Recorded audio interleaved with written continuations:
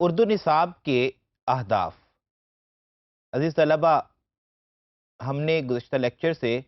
زبان کے نصاب کے حوالے سے جو مقاصد طے کیے جاتے ہیں ان پر گفتگو کا آغاز کیا تھا، اور اس سلسلہ میں ہم تعارفی گفتگو کر چکے ہیں۔ اب سے ہم دیکھیں گے کہ ابتدائی سطح پر مختلف جماعتوں میں نصاب اردو کے اہداف کون کون سے ہو سکتے ہیں، جس کے حوالے سے ہمیں یاد رکھنا چاہیے جنہیں، اور ان کی روشنی ہی میں ہمیں نصاب کی تدوین کرنی چاہیے۔ تو آج ہم گفتگو کریں گے بالخصوص اردو نصاب کے اہداف پر، اور جماعت اول اور دوم کے حوالے سے، اور دیکھیں گے کہ جماعت اول اور دوم میں اردو نصاب کے اہداف کو کس طرح سے ہمیں نصاب میں شامل کرنا چاہیے۔ جب ہم نے نصاب پر ابتدائی گفتگو کی تھی تو ہم نے کہا تھا کہ نصاب تعلیمی سفر میں وہ لاحہ عمل یا تحریری دستاویز ہے جس کے ذریعے تعلیمی مقاصد کا حصول ممکن ہوتا ہے، یعنی ایک ایسا ڈاکیومنٹ جو ہمیں بنیادی طور پر رستہ فراہم کرتا ہے۔ اب نصاب زبان کے لیے جو یہ رستہ فراہم کرتا ہے نصاب، اس میں سب سے بنیادی چیزیں جو ہیں وہ سیم رہیں گی، یعنی جماعت اول سے لے کر 8ویں جماعت تک کے لیے بنیادی عناصر جن کو ملحوظ خاطر رکھنا چاہیے نصاب سازوں کو، وہ سیم رہیں گے، بس درجہ بدرجہ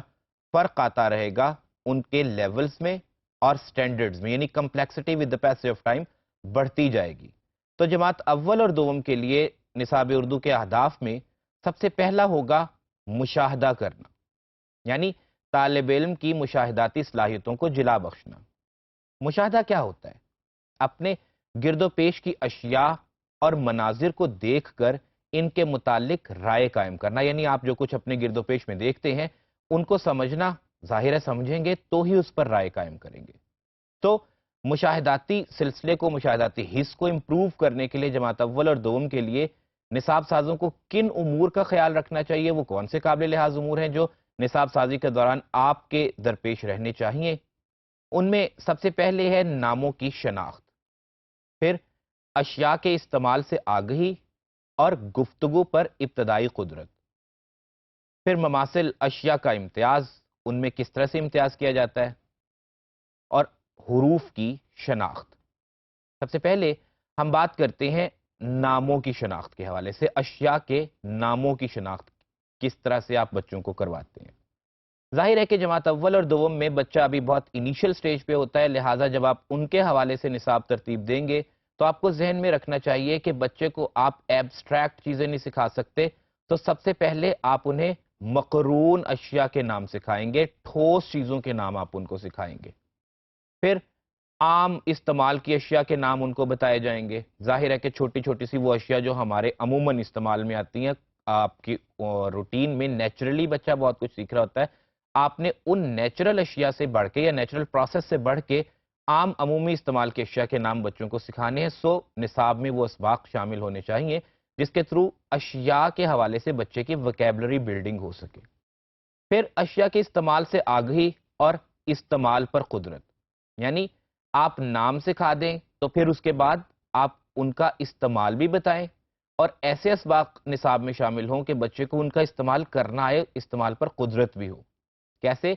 اشیاء کا استعمال، ظاہر ہے کہ آپ چھوٹی چھوٹی اشیاء عام طور پہ، مثال کے طور پہ فرض کر لیجئے کہ اب آ کے ہم بچوں کو فرسٹ کلاس سے ہی کمپیوٹر کے متعلق بھی بیسک آگہی دیتے ہیں، تو بنیادی سی سطح پہ بچے کو کمپیوٹر کے کمپوننٹس اور پھر انیشل لیول پہ اس کا استعمال آئے، پھر اس کے گفتگو پہ اسے قدرت ہو، یعنی جو کچھ وہ کر رہا ہے اس کو تھوڑا سا وہ بہت کم صحیح، ایک دو جملوں میں صحیح، لیکن ایکسپلین بھی کر سکے۔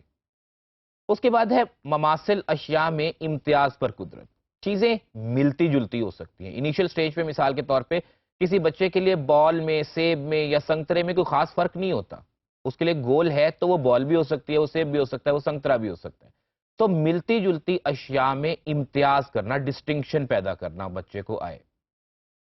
اب ملتی جلتی اشیاء میں امتیاز کریں گے تو بچہ پہچاننا شروع کر دے گا، ملتی جلتی ایک جیسی اشیاء کو پہچاننے لگ جائے گا with the passage of time. پھر ان کے الگ الگ استعمال پر، کیسے کس چیز کا کہاں استعمال ہوگا، اور سب سے آخر میں ہے حروف کی شناخت، یعنی